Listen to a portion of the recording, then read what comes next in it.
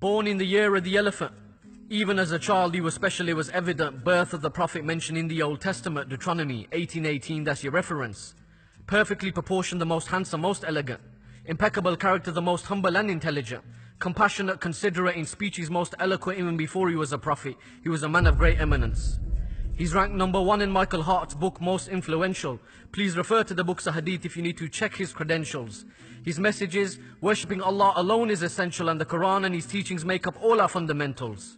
On the Day of Judgment, we rely on Allah's mercy and His intercession.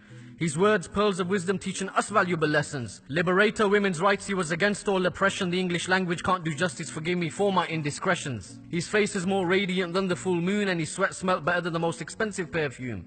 The light that shone bright like the sun shines at noon, need to follow his example if you want to be al-muttaqun. He came to an illiterate nation out of time of desperation. He was a real revolutionary who ruled by revelation. Seal of the Prophet's tuition, peace and salutations, testifies the messenger of Allah before our daily congregations. When the Arabs worshipped fire and idols, he took them out of Jahiliyyah. Those were the real dark ages until people started to see clear.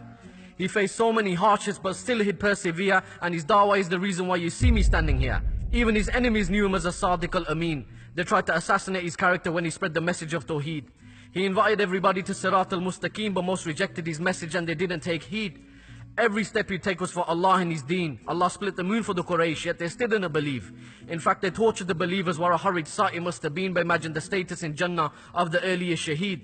They called him a liar, a soothsayer, a madman and a magician. They couldn't swallow their pride and let go of their traditions, offered him power, wealth and women to stop spreading their religion. But he said, even if you offer me the sun and the moon, I won't accept your proposition. They threw animal intestines on the Prophet.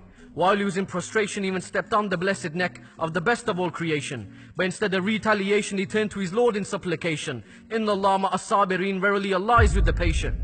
He was boycotted, insulted, treated like an outcast, but through the pain and the struggle he still remained steadfast. He's a mercy to mankind, even says in the Quran.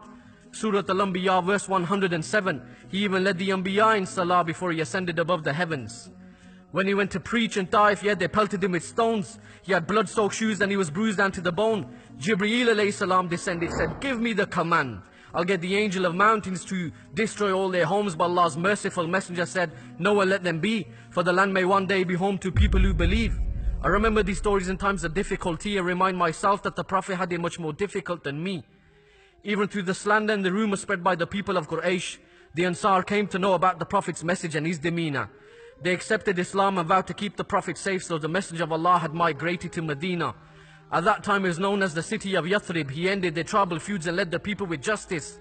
The land of the dates became the most blessed place, became an even bigger problem for the people of Quraysh, because their caravans to Sham, they were no longer safe. The believers had a home, Islam had a base. He was content in every situation. Indeed, it is all Allah's qadr. He even had the help of the angels at the battle of Badr. He told us to love for ourselves what we love for one another, and subhanAllah, I refer to you and me as his brothers. I envy the sand that met his blessed feet. It's hard to comprehend how a man could be so humble. He's the perfect example for the likes of you and me, and forgave the people that mutilated his uncle. The Sahaba, they became human shields for the Prophet. When he'd make wudu, they'd be sure to catch every single droplet of water that would flow off his blessed body. Their actions proved that they loved him more than anybody. Islam spread from Medina, Muslims multiplied in numbers. The idolaters in Makkah feared that the days were numbered. And when the Prophet returned to Makkah, he could have taken his revenge on the people that used to oppress and torment him. He could have captured everyone and enslaved them. He was in a position of power, surrounded by thousands of brave men, but what he did next left the people in amazement. Rahmatullah alameen, he turned around and forgave them. The best leader, the best father, the best husband, the best person. Imagine how it must have felt to witness the last sermon. Imagine you were there and you had to lend an attentive ear and you had to hear that the Messenger of Allah may not be with you the next year. Indeed, the greatest calamities when he departed this dunya. We show our love for the beloved by following his sunnah. Inshallah, on the Day of Judgment, we get to drink from his blessed hand. 21st century role model. He's not just your average 7th century man. May Allah reunite us with him in Jannah and save us all from the fire of Jahannam. We love him more than our own selves. Muhammad Sallallahu Alaihi Wasallam.